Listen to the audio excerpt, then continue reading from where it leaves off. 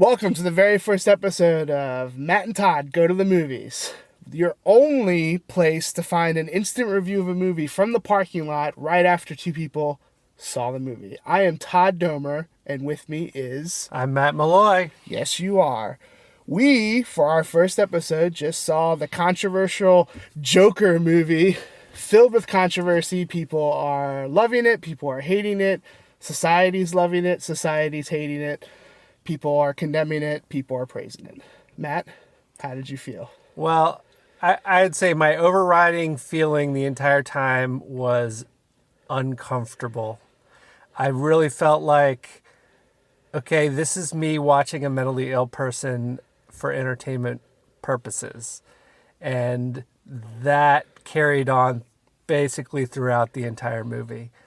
So, I mean, maybe that says something about our society and how we treat mentally ill people and sort of that whole ball of wax. Are you saying you don't want to get into that right now on a podcast about a movie?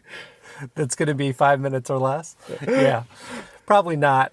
But anyway, so I would say overall, I didn't really like the movie. It made me feel extremely uncomfortable, and I wasn't really that interested in the story that was told to me about the Joker origin.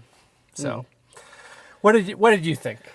I also disliked it, and I disliked it on several levels. As a moviegoer and a person who loves movies, I disliked it because I thought it was kind of boring, kind of long, super cliche of...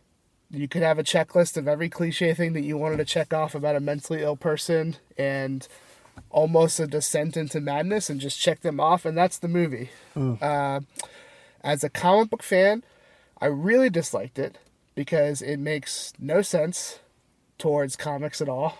I can understand that it's someone who is not maybe into comics being like, oh, I want to tell a Joker story. An origin story, so I'm just going to do it. But I feel like it kind of has to make sense a little bit without getting into spoilers at all, because we are a spoiler-free zone here. Absolutely. The movie takes place, I guess, in the 80s?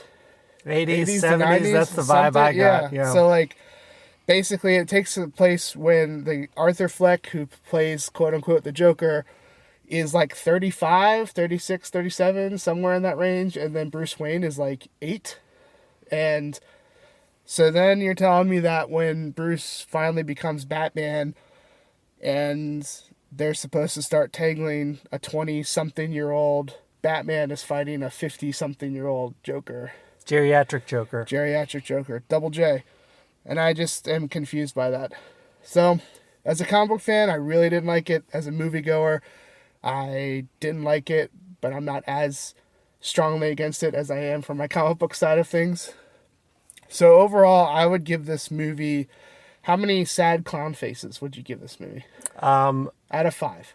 Out of 5, I would give it 4.5 sad clown faces. Wow, 4. That's pretty good. Oh, is that good? Yeah. I thought 4.5 out of 5. The more clown faces, you want the less clown faces. I thought they were sad clown faces, so the more I'm was just replacing worse. the stars. Oh, I see. The star I system. see.